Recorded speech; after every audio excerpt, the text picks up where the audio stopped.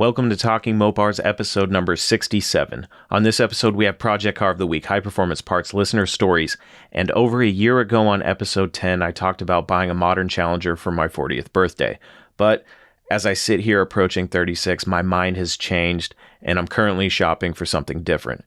Being a dad has made me realize that I need something that is practical, convenient, and fun. So now, I'm looking for a Scat Pack Charger. We're going to talk about that, but because I'm such a fan of all aspects of the car business, I thought it would be fun to talk about the fun test drive I took in a Scat Pack Charger over the weekend, why I didn't buy it, and how I inspect a used car after learning many lessons from all the cars I've purchased in the past, as well as working in auto body shops and service shops. This is actually going to be a two-part podcast as well, with this being part number 1. On the next episode, which will be part 2, I'm going to talk about my tips and tricks when you get back to the dealership and step inside to talk numbers so you don't get taken for a ride. There's just a lot of things that people overlook when buying cars, or maybe they're just not aware of. So I thought it would be fun to talk about that and hopefully save you a couple bucks on your next purchase. So without further ado, if you are a Mopar enthusiast, then you are in the right place. Don't go anywhere. You're tuned into the best Mopar enthusiast-driven podcast on planet Earth, and I am your host, Chris Albrecht, better known as the Mopar Hunter, and this is Talking Mopars.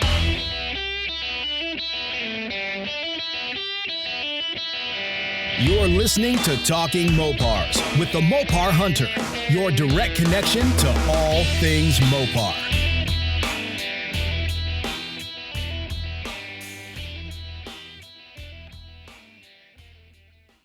This week's Project Car of the Week was posted on the Mopar Hunter Facebook page on Monday, January 18th at 12 p.m. Let's read the ad. 1971 Plymouth Satellite Sebring Plus, two-door hardtop project car, $7,995. 1971 Plymouth Satellite Sebring Plus, two-door hardtop project car. It does not run or drive at this time. It has an 8 3/4 rear end and a V8 auto that turns over but will need a carburetor rebuild and a tune-up before it will run. The engine has low miles since a rebuild. It has a Roadrunner power bulge hood. This is offered for sale as a restoration project and not as a driver. It needs complete restoration. Please see pictures. It will not be sold with the wheels and tires shown in the pictures. It will be sold with factory steel wheels. It has a small rust hole down low behind the rear tire, and it has minor rust issues in other areas. The body has a number of small dents and imperfections. The dash has rust. The floorboards and trunk are good. The windows are stuck up. The interior is all there but needs to be restored and cleaned. The passenger door is stuck shut and will not open. It has been sitting for an extended period of time. The brakes do not work. The car may have been yellow as there is a lot of yellow color showing through. It needs paint. It will have all 4 tires. It rolls and can be winched onto a car hauler. The interior and exterior of this car needs a full restoration job. It has normal imperfections common of a 50-year-old car.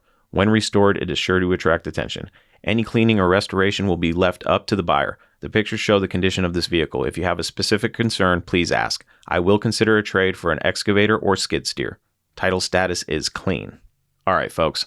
So I've started looking at the level of reach and engagement for these project cars that I post on the Mopar Hunter Facebook page, and this Satellite was actually really popular, reaching over 100,000 people and something like over 18,000 people engaging with the post in some sort of way. So this is just one of those beaters that, and I say beaters with love, that I really see making a great ratty street machine. It's got a ton of potential, but I do think the price needs to drop significantly for it to be taken seriously.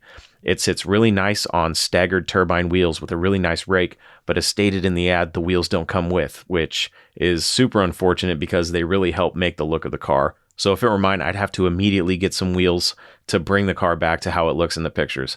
I do like the later Roadrunner hood that's on it. It's got hood pins, it looks mean, and I believe the hood on this car is only available on 73 and 74 Roadrunners. It's got the power bulge in the center and the 2 front-facing scoops. I think it fits the overall look of this car really good. The interior cracked me up because this thing has shag carpet on the floor and those absolutely garbage seat covers. The original color looks to be white, and the years have definitely taken their toll on this car's interior. But I just can't stop looking at this shag carpet. And actually, I see what they're trying to accomplish here. They cut out square pieces of shag carpet to use as floor mats. I think I've seen this before. That's really funny. And to be honest, it's a little methy, but you got to do what you got to do, I guess. One thing that was pointed out on the comment thread for this car is that this car is said to be a Sebring Plus, but the Sebring Plus is supposed to have a rally gauge cluster. This one does not have that. So the Sebring Plus replaced the Sport Satellite in Plymouth's lineup in 71, but it only lasted another year and then died in 73, I believe, or by the time 73 came around. And it's funny, if you look into the Sebring Plus, you could option it out to basically be a Roadrunner. It's got standard bucket seats, the rally gauges, optional hood pins, optional big block, and a bunch of other stuff. Of course, the Roadrunner was the budget performance car, and equipped similarly, it would probably be cheaper than the Sebring Plus. So I thought that was pretty interesting. But anyways, the car needs a lot of work, as most ratty Mopars do, but you could get it running, throw some wheels and tires on it and beat the hell out of it just to have fun with it. That's what these ratty Mopars are all about. It's not about how deep your pockets are. It's about how deep your passion for these cars is, no matter what condition they're in. And as you guys know, I love ratty pieces of junk. You know what I mean? And I say pieces of junk with love. These cars are cool, and it's just nice to see them back out on the road and not rotting in somebody's backyard or something. You know what I mean? But that was Project Car of the Week, the 1971 Plymouth Satellite Sebring, posted on the Mopar Hunter Facebook page on Monday, January 18th at high noon. No Mopar left behind.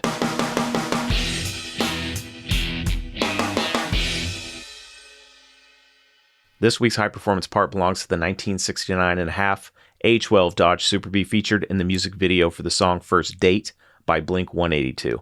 About a minute into this video, we see a red 1969 Super Bee, and not much can really be seen aside from the bright red paint, the steel wheels, and what looks to be vented police poverty caps, and the lift-off hood sitting on the roof of the car. It's pretty neat to see an A12 on TV other than, a Barrett Jackson or a Mecum auction. So I thought this one deserves some recognition. Not much to say other than it's probably it probably is the only A12 Super Bee ever featured in a music video. I would love to know if there's another one, and I'll make that a high performance part too. But that was this week's high performance part, the 1969.5 A12 Dodge Super Bee featured in the music video for the song First Date by Blink-182.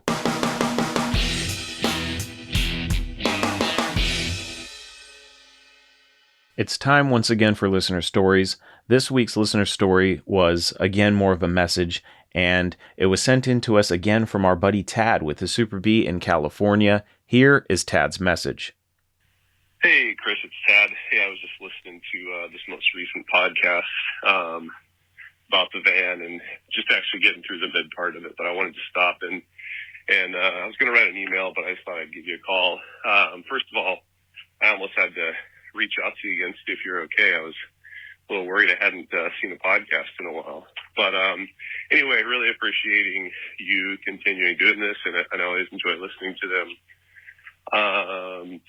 The other thing I wanted to say is I listened to my story on your podcast, and it wasn't meant this way, and I don't think you took it this way, but when I listened to it, I was like, man, I'm really hounding this guy. I'm really beating him up. And it's like, that wasn't the point of it. I was just super excited for you and just, pushing you a little bit, see if you'd get it.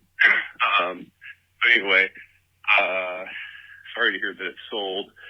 But I get it with the HOA thing also. I live in, I think every neighborhood in California is an HOA, but I live in one now, and prior to that I lived on 2.5 acres. The only problem there is I didn't have a shop, and it's impossible to build in California, so I moved to a house with a two-car double deep garage, so like a quad garage, which I have totally filled to the max right now with my paint booth and everything. But I get it. Had the 65 Dart at my house for a while in the driveway. Covered up with a car cover, and I got a letter from the HOA that said I had to move my nuisance vehicle. So I called them, and I'm like, why is it a nuisance vehicle? And she said, well, if you wash it and wash the windows and clean it up a little bit, make it look a little better, I think it'd be okay. And I said, it's covered up with a car cover, so how do you even know that the windows are dirty or the paint's dirty? So I get it. HOAs suck. The other thing, your motivation for your Dart. Did I get that way with the Super Bee? It's been 6 years, and finally, when all the kids are down or they're gone or everyone's there or gone, I go to work on it. I walk in the garage and look at it, and I start thinking about, the entire project, and it's so easy to get demotivated, or I don't know if that's even a word, but unmotivated. So I step back. I just realize, I say to myself, if I don't start, I can't finish. So I kind of do the whole how do you eat an elephant thing, and I just pick one thing, and I go in and start working on it. And before I know it, I've forgotten how frustrating or unmotivated I am. I'm in the project and I'm working on it. It turns out to be a great day. So if you walk out there and you're not motivated or just overwhelmed, just start. Just do something and start, and kind of fight through that little bit of frustration or whatever. And I guarantee you, once you get going and into something, it'll work out. So yeah, man.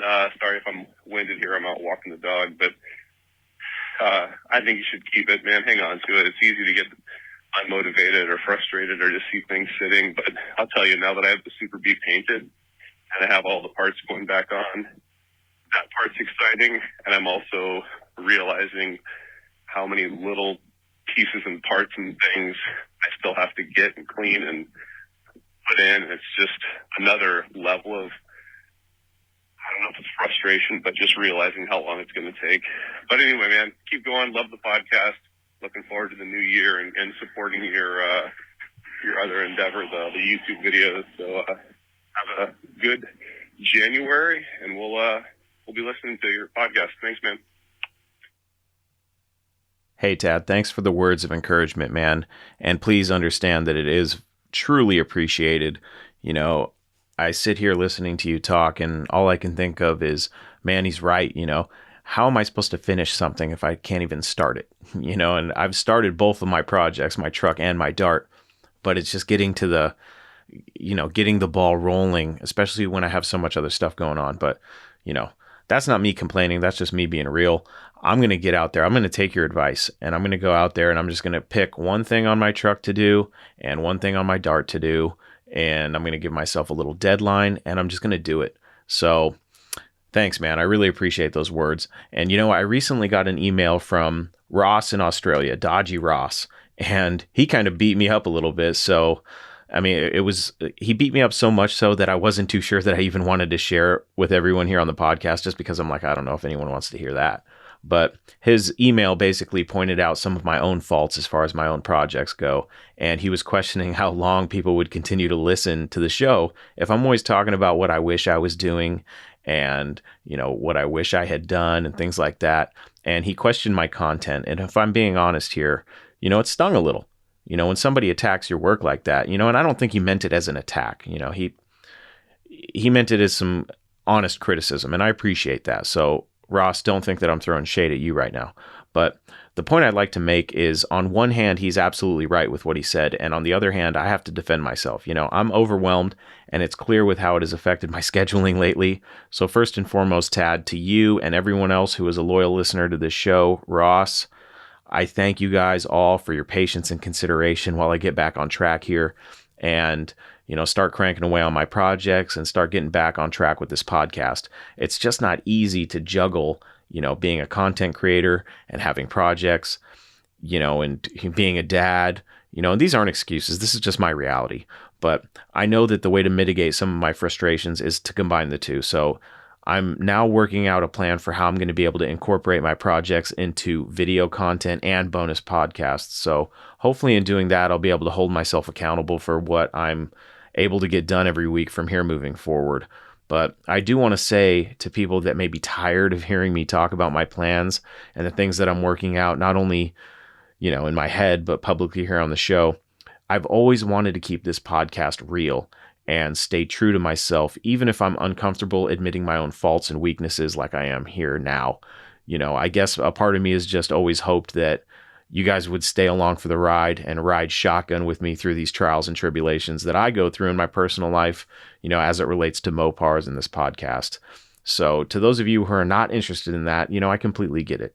I'm a podcast fan myself, and sometimes I take a break from podcasts only to come back later and catch up and, realize, oh yeah, I missed this guy. But I hope that some of you stay for the ride. But I want you to know that I'm going to continue doing what I've been doing, because this is all about evolving and growing this show into something fun for all like-minded Mopar enthusiasts. So I hope that's you. I hope you guys keep listening. And I've said before that if you listen to this show, I consider you a friend. And it would suck to hear that I lost anybody as a listener because of my own personal shortcomings. But that's the price I'm willing to pay if it means staying true to myself, staying honest, and giving you guys a little window into my personal life pertaining to Mopars, even if it doesn't make me look like a Mopar hero. Sometimes I'm sure you guys are sitting there on the other end and going, God, he's an idiot, and that's cool. I don't mind that. I get it. But I'm hoping that I can still relate to some of you, or in some cases even motivate you to get going on your own projects, even while I struggle with mine. I've had people send me messages like, hey, Chris, thanks for, lighting that fire under me to get going on my stuff. And I'm just like, gosh, where's the fire when I need it? You know what I mean? But my reality now is that I am committing to getting these projects going and having you guys along for the ride. That's what I'm going to do. So that's what we're doing. Tad, thanks for the message and encouragement. And Ross, thank you as well. It means a lot that you guys take the time out of your day to let me know what's going on in your mind.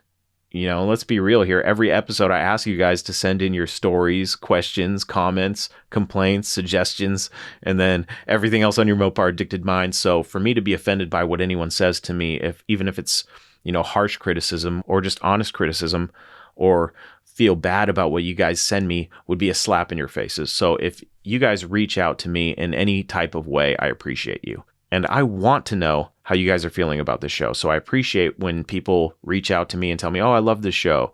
What do you love about it? Oh, hey man, last week's episode kind of sucked. This is why. That stuff helps me get better content to you guys. So sometimes I need a wake-up call, and sometimes I need a fire lit under me to wake me up too and get moving on all these tasks that I have at hand. But I'm human, and sometimes I just need a buddy to reach out, give me some good advice or constructive criticism. You know what I mean? So Tad, no sweat, buddy. I know you meant well as far as the van goes, and I appreciate you sending in your initial opinions on the van. But unfortunately, it just wasn't in the cards, and that's okay. But I'll tell you what, though. The van that my buddy Stacy has is not going anywhere until I go get it. So my mind is at ease about that. That van is definitely happening. It's not going anywhere. It's coming to me. And I don't know if I mentioned this or not, but I'm planning to go get it the week of my birthday. I took the week of my birthday off of work so I could spend a day and go meet Stacy in person and see his projects and get the van, pick up the van. So that'll be a fun little road trip that I will document. So look forward to that. But thanks again for dropping me a message, Tad. That was really sound advice, and I'm glad to hear that you're doing good on your Super B. I'm going to apply everything that you said to my current situation. And Dodgy Ross from Down Under, thanks for giving me another perspective on the show, man. I really appreciate it. I understand that listeners to this show are not my therapists, you know what I mean? But like I said, I enjoy sharing what's going on with me and my Mopars, whether good or bad. And I respect both of you guys for being real with me and for listening. That was Listener Stories. If you want to hear your story, or in this case, message on the show, you can do that by emailing me or leaving me a voicemail that I will play on the show. My email is chris@talkingmopars.com, and the number to call for voicemails is 209-28-MOPAR. I look forward to sharing your Mopar stories and messages.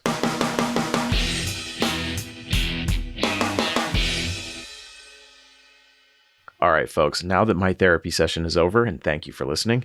For those of you that have been tuning in since the early episodes, you might recall on episode 10 where I was talking about buying myself a new wide-body Scat Pack Challenger for my 40th birthday. Well, no big surprise here, folks. My mind has changed. I've realized that for my current family situation, a Challenger is probably not the best choice right now. And when I think about a newer Challenger, if I'm going to get one, I'd like to just go big with a Hellcat of some sorts, instead of just the Scat Pack. Even better if I could find myself in a position where I could buy a Challenger Super Stock, or gosh, a Demon would be amazing, but I'm not counting on that. But the decision has been made to instead start shopping for a deal on a used Scat Pack Charger. Initially with the new Chargers, like many others, I felt personally attacked by Dodge. How could you put the Charger name on a sedan? But after driving one, I completely understand. The car is perfect. In fact, I can now comfortably say that I'm glad the Charger is a four-door, because had it been a two-door, we may have not got the chance to see the Challenger come back and have the success that it has. The Challenger is a huge success, and so is the Charger. Even if it is a four-door sedan, I'm not sure if it would have the same success if it was a two-door. That might be controversial for me to say, but I'm going to go ahead and say it. I think the Charger four-door is a hit, and I know there's a lot of guys out there that hate it, but, like I said, at first I was like, man, what the hell are they doing? Four-door Charger. But now that I've driven one and experienced one, I get it. It makes perfect marketing sense, and I can say now that what Dodge did was absolutely great marketing. They've created an American muscle sedan. Now, of course, like I said, a two-door Charger would have been cool, but these Charger sedans are absolutely amazing, and I will never look at them the same again. But when I start shopping for a car to purchase from a new and used car dealership, I always spend time doing market research. I want to know what cars are available in the area and the surrounding areas and what they're currently priced at. The research part of my process is just as important as the buying process because I want to go into the experience armed with all the information I'm going to need to avoid being bent over when it comes to signing on that dotted line. You know what I mean? But these cars are still reasonably priced. They're super fun to drive. And by going with a used one, I can avoid that depreciation hit that you take when you drive a brand new car off the lot. So that was my thinking when I decided to shop for a used one. And that said, these cars seem to hold their resale value very well. It's actually hard to find a low mileage example in my area in the low $30,000 range, which is what I thought I was going to be expecting when I started shopping, but it seems like I'm going to be spending somewhere in the mid to high 30s for one, maybe even dip into the 40s a little bit, but I'm okay with that. If I'm going to be spending, high 30s or low 40s, give me a base model new one, you know what I mean? But the only issue I've had was that I've only ever driven new Challengers, never a Charger. So first things first, I had to go find one to take for a spin. So what I did was some research, and I found that there was a serious lack of selection in my local area, which is, north of Seattle, and that surprised me. But I'm in no hurry to purchase, so I just picked a few that fit my needs and decided to start with the one closest to me, and it just happens to be the one in the list that intrigued me the most. So I thought the car presented well and was in the right price range where I needed it to be, and I set out to check it out. The one I found was a 2017 Charger Scat Pack with 27,000 miles on it, listed at, just under 37,000. I think it was like 36.5. It was painted white knuckle, and it had the Dynamics package, which meant it had the big 6-piston Brembo brakes in the front and the 20 by 9.5-inch satin black Hellcat wheels. It had tinted windows, and it just looked great. I loved the look of the car. So I went to the dealer to check it out. Now let's get to the fun part, driving the car. I get to the dealer, I'm looking at the car, salesman comes out and throws the usual couple questions. What brings you in today? Are you planning on trading anything in? Are you going to be financing or paying cash? All these questions I don't like to answer. I'm not a jerk about it. I just say, I don't know yet. I'm still deciding. I'm just looking at the car. 30 seconds. I don't need to be answering questions. So I think he kind of got that vibe. So he said, let me go grab the key. So I was like, all right, good. I can get a look at this car without a salesman breathing down my neck because, to all the salesmen out there, I get it. You got a job to do. But, come up with something creative. They always come to you with the same thing, the same set of questions. And I'm like, can I just look at the car? If I want it, I'll let you know. You don't have to sell me on the car. But all I have to say when it comes down to actually driving these things is, wow, now I know why so many people love them.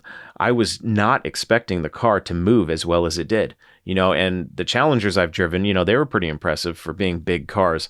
But with the Charger, I don't know. It just seemed to me like it would feel bigger. I just wasn't expecting that car to move like it did.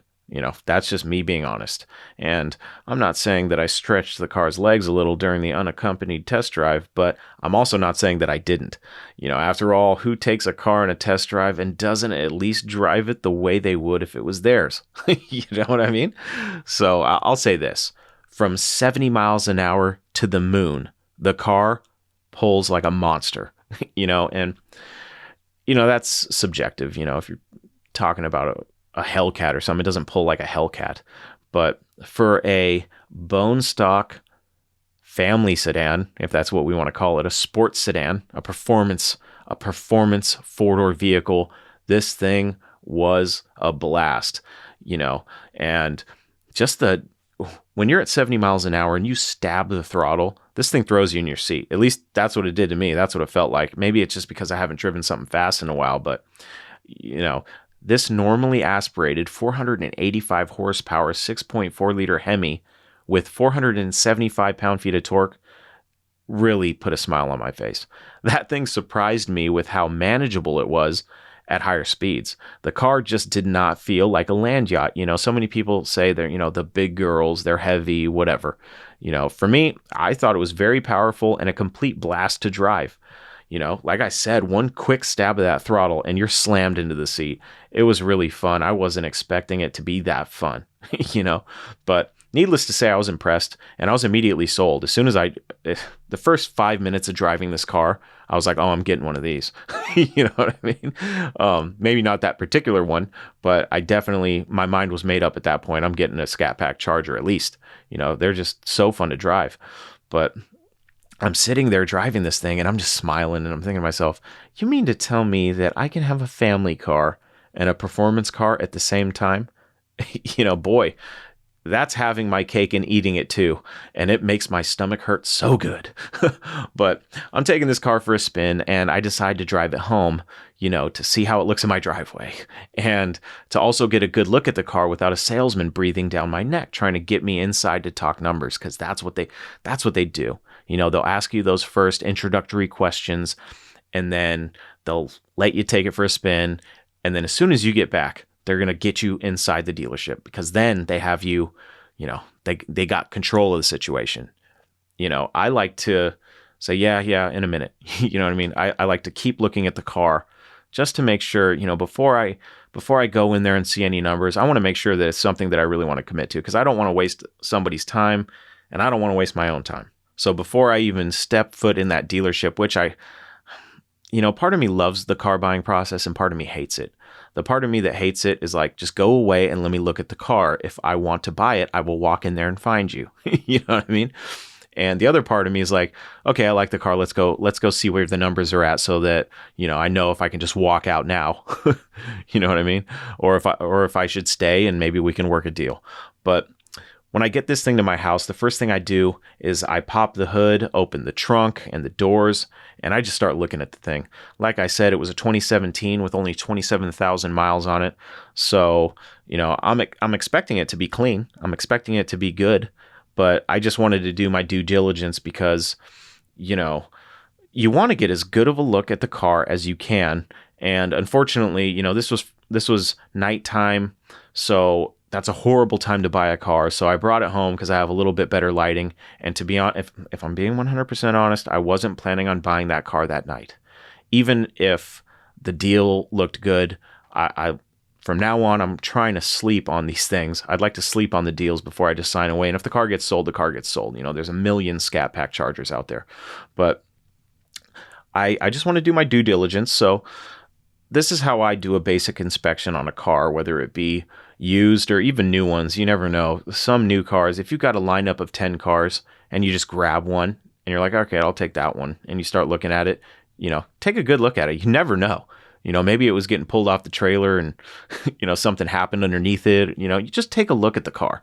So that's what I was doing. And when I do a basic inspection on a car that I'm considering buying, I start at the back and work my way forward, checking everything, panel fitment. I'm looking for dings, dents, previous paint work, even swirl marks in the paint. How was this car washed? Was the guy or gal who owned it, were they taking it through those automatic car washes and just beating the hell out of it? Were they going through those, self-serve car washes where you take the brush that everybody else has used, on their dirty cars, and then you scrub your car and then you get scratches all over it and swirl marks? That's the kind of stuff I'm looking for just to see. 27,000 miles on this thing. It was pretty clean. The paint, it could use a little paint correction, nothing too big, but a good buff would be good for the car. And it was white, which kind of surprised me as far as seeing all the swirl marks in it, because I was like, I'm used to seeing bad swirl marks in black, but white. I used to work at a detail shop where we did nothing but white vehicles because we were reconditioning construction vehicles, mostly vans and trucks, and they were all white. So I'm used to seeing a really clean white, because I actually took pride in making those things look as good as they could, polishing turds. That's what I was doing there. But, so I'm checking this car out, checking the overall condition. Like I said, I start at the back, so I had the trunk up. So what I do there is I just kind of take a general look at the trunk. I lift up the trunk insert. I inspect for leaks and anything that looks like the vehicle had possibly been rear-ended and had a repair at some point. I'm looking for anything out of place. I love to see it when it looks untouched. I'm like, okay, they never had to pull any of this stuff out. Maybe they didn't even lift this thing up. So I like seeing that. So, with 27,000 miles, I wasn't surprised to see that it was really clean and basically untouched. That to me is a good sign. And the panel fitment in the rear was good. The rear bumper showed no signs of replacement or repair, and there was no body decomp smell in the trunk. So, assuming the car wasn't involved in any nefarious activities, I shut the trunk and I moved on after a quick check of the underside of the bumper. But when I look under the bumper of these cars, that's just my quick way of seeing if it's ever been hooked to a reckless tow truck or something like that. You never know what you're going to find underneath the car, and sometimes it can tell you a lot about it. But I found nothing concerning, so I decided to keep moving forward, and I started to check the door jambs for signs of masking for paintwork or anything else out of the ordinary. The process really doesn't take long at all going door to door unless you're super nitpicky, and I can be depending on the vehicle. But this one, it presented really well and it was really clean. So I was just basically planning on doing a quick inspection to see if maybe there had been, kids in the back or a lot of wear from frequent passengers on the seats and stuff like that. The car was clean, as a low mileage newer car should be.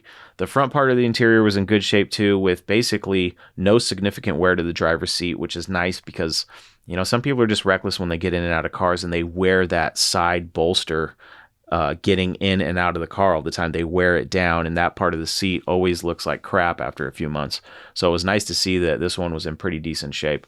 So as I'm going door to door and I shut each door, I check for a quick panel fitment, make sure everything looks good, and then I start working my way forward, taking a look at gaps between the doors and fenders. Oh, and you also want to take a look at the rockers just to make sure, maybe somebody had to jack it up at some point. They did a really reckless job. So things like that is just basic stuff, just look at the car.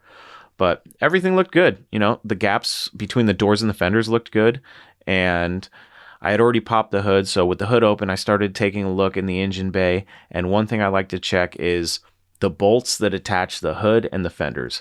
The hood bolts looked clean and untouched, but lo and behold, the bolts to the driver's side fender had paint worn off as if they had been previously removed. This was concerning to me because, first thing you think is, okay, this fender has been taken off at some point. So once I saw that, I immediately checked them all, and all the driver's side bolts showed signs of removal. I jumped over to the passenger side, and sure enough, same thing on that side as well. The paint was worn off of the bolts. So I started looking at the fitment of the front bumper to the fenders, and while not pure perfection, the fitment was nice. So I was like, okay, I got underneath the car. I looked under the front of the car, and one thing I realized is how low these cars are. These Scat Packs are pretty low to the ground, and there was quite a bit of scrapage under there. Not sure if the original owner just didn't care or what, but seeing how little ground clearance there was, I wasn't surprised to see all the scrapes. But I really didn't see anything concerning as far as a possible wreck, and that's good. But it still made me nervous as to why the front end had been taken off. But at this point, I decided to take the car back to the dealer and let them know what I had found and kind of gauge their reaction. And looking back now, stupid me. I could have just referred to the website, which actually has a free Carfax to look at on the listing of the car. I didn't realize that until later that day. And, technology is just, I remember buying cars with my dad and, they didn't have that kind of stuff. Carfax didn't exist. You know what I mean? So it's like you're looking at the car from the front to the back, from the top to the bottom, and making sure you're not going to get screwed that way. Now with Carfax, it's really easy to see if a car's been involved in anything. But let's just say we pulled up the Carfax and it was clean. Well, judging by the bolts on the fenders, I know they've been taken off. You know what I mean? So that's a red flag right there. But I wanted to see what the Carfax looked like when I got back to the dealership. And when I got back, we pulled up the Carfax, and sure enough, there was a red flag. There was actually 2 red flags. As it turns out, the Carfax indicated that the front end received a moderate amount of damage that was repaired at some point. But to my surprise, there had also been some minor damage to the rear at some point too. Wow. I didn't even see any indications of that, and I checked it pretty good. So that made me question how well I actually inspected the rear bumper in the trunk area, but it was listed as only minor damage, and that could be anything, just maybe he bumped into something, nothing major. Carfax will let you know if the car's been towed or if the airbag's deployed. So none of those incidents had caused the airbags to deploy or the vehicle being towed, which is a good sign. But with a vehicle that's, only a few years old, handful of years old and low mileage, less than 30,000 miles, to have 2 things on the Carfax was kind of disappointing to me because I liked the car. But the other thing that I saw on the car when I was at my house was that I forgot to mention earlier was that there was light surface rust around the brakes and on the rear wheel hubs. Now, I understand that cars will develop rust from sitting, but this was a little bit different. Nothing that couldn't be fixed with a little prep and paint, but still not something I wanted to see when I'm spending over $30,000. You know what I mean? Hey, get rid of the rust. But once I saw the Carfax, I knew that this car wasn't the one, and I had already basically made up my mind on the way back to the dealership anyway, but I was still curious to see what their initial numbers would look like since I had a vehicle that I actually do want to trade in. But I didn't tell them that at first.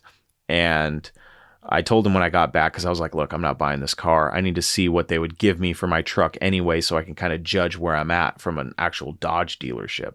So I told them, yeah, I'm actually interested in possibly trading in my car, depending on how much you're going to give me for it. So I told them what my payoff was, and they, salesman went over to the sales manager like they do, and they chat for a little bit, pass paperwork back and forth. But in dealing with buying cars from dealerships, a lot of the time, I've never not been met with an initial offer that was laughable. And this time was no different. The amount they were actually going to give me for my trade was a complete joke. And even with my trade aside, they had tacked on nearly $6,000 of add-ons, bringing the original sales price from $36,500 to over $42,000. In the car business, this is generally referred to as peeling off the ceiling. It's where they hit you with a big enough number that it sticker shocks you, but it gives them enough room for negotiation. So here I am sitting with the initial offer in front of me, and I'm looking at the numbers, and they don't look that bad, even after they tacked on $6,000 that I didn't ask them to. And I guess that's just their dealership policy, because the way it usually works is they'll give you the sale price on the car. You'll sometimes see them do a 4 square, which is basically 4 boxes, and one box has your trade-in value, the other box has the sales price of the vehicle, the box below that has your down payment, and the last box will be your monthly payment box, where they will break down, depending on the term of your loan and your APR, what your monthly payment will be. So usually they'll hit you with the 4 square. This time, they just hit me with a piece of paper that had a bunch of numbers on it. On the left side, it had all the financing terms, with a column for how much I'd put down. The next column would be, okay, if this is how much you put down, that it was basically a spreadsheet for this many months, this percentage rate, this much down. So you could see, in your head, you can start looking at all the numbers, and they do a pretty good job about hitting you with that first number, 0 down. You've got this giant payment. But as you go down, you get, 1,000, 2,000, 3,000. The payment comes down a little bit. And then knowing some math, you're going to go, okay, I'm going to save a little bit on interest. If I do, a shorter term, I might even get a better percentage rate. But on this piece of paper, you've got the finance side, and then you've got the details of the vehicle on the other side. So you got your selling price, and your trade allowance, your add-ons, like they added a service contract, a maintenance contract, and automatically added gap insurance. That's where the $6,000 came from. And then they had the estimated trade value that they're going to give me, the trade amount that they were going to give me, which was exactly the same as the estimate. I don't know why they reiterated that twice, but they did. And then all the other fees associated with a purchase of a car, like your documentation fee, admin fees, tax and license, stuff like that. So, and then your cash down if you have any. And then it'll show you your amount financed, or your what they call the out the door price. And that's what I like to get at first. I like to go, look. I don't care what your sales price is. What's your out the door price? That way I know where I'm at from the get-go. Okay.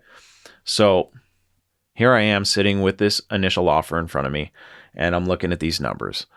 And what people don't know is that there are so many negotiable things on that piece of paper. You have no idea. Pretty much everything's pretty much negotiable, with the exception of your sales tax. You know, if you pay sales tax on vehicles in Washington, we pay sales tax.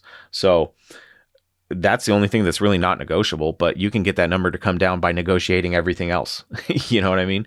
So this is where a lot of people get lost.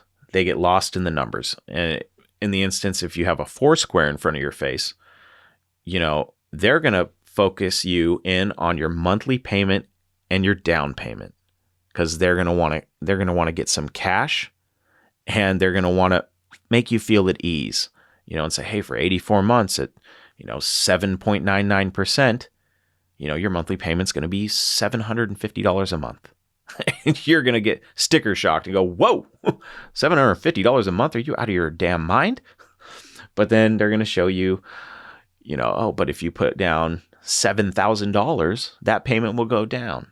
So my initial offer was on a printout that had all these numbers, the finance terms and all the details for the pricing of the vehicle and what the total amount finance would be.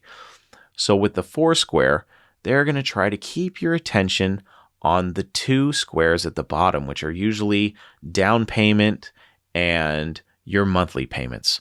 Because, you know, when you're talking to them initially, they're going to try to get some questions out of you from the get-go. You know, are you going to be trading in? Are you going to be financing or paying cash? What kind of monthly payment were you looking for? How much down do you have? They're going to ask these questions to try to gauge you and see where you're at. They're going to try you on. That's what they call it. They're going to try you on. And the key is not to focus on those numbers, because you should have already been prepared, knowing what you could spend or what you're pre-approved for before you even go and look at a car. I'm going to go ahead and stop this story/lesson on car buying right here. And on the next episode, we're going to dive into the type of tactics that dealers use when valuing trades, reviewing Carfax reports with you, the negotiation process in general, and how you can negotiate a fair deal simply by understanding the game and being prepared before you even step foot into that showroom. And we're also going to talk about the common practice of simply walking away and not feeling the pressure, not feeling that sales pressure. But not before we talk about how they start to peel you off the ceiling like they tried to do with me. That's where I left my story off. But look, the process of buying a car doesn't have to be a headache.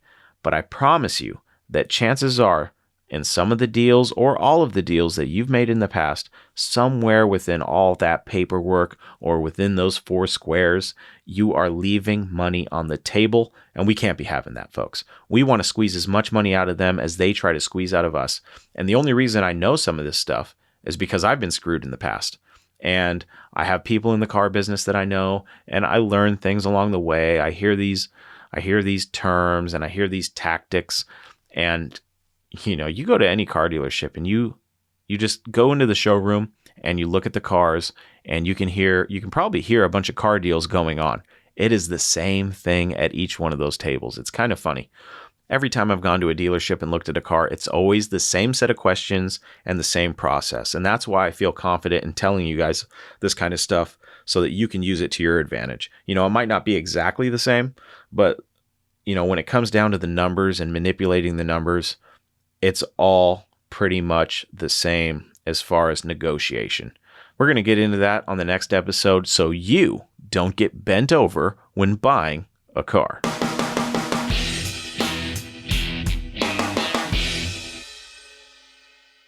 There you have it, my friends. Another episode of Talking Mopars is in the books. For everything you need to know about this podcast or to listen and subscribe to the show, please visit talkingmopars.com. And don't forget that you can send me your Mopar stories, questions, comments, complaints, suggestions, and everything else on your Mopar addicted mind to Chris at talkingmopars.com.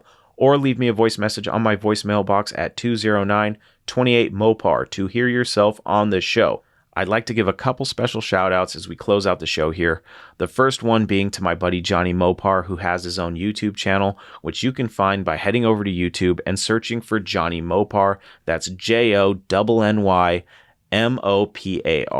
You might recognize him as a frequent guest on the show, as well as part-time co-host on our recent and some of our future live streams. So go subscribe to Johnny Mopar's YouTube channel and check out his work. Also, special shout out to my buddy Matt Monroe from the Mad Fro Monroe on Big Block's Garage podcast.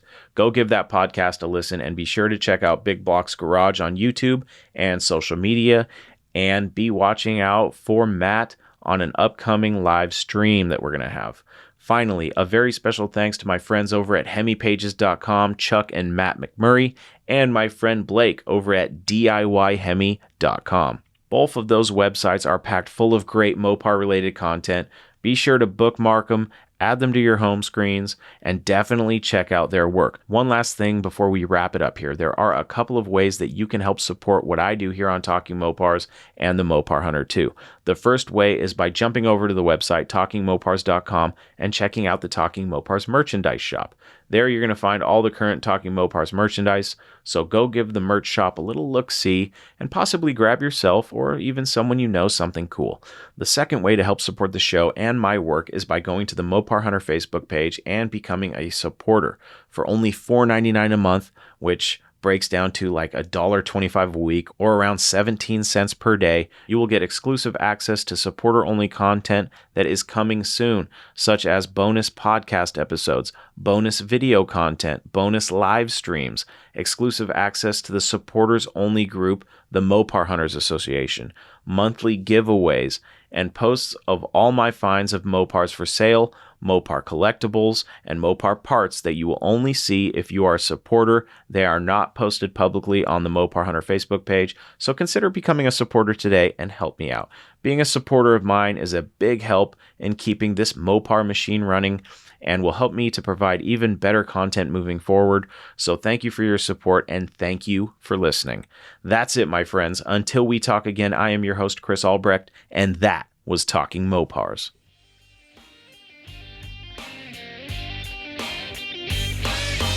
Thank you for listening to Talking Mopars, your direct connection to all things Mopar. Until next time, remember, no Mopar left behind.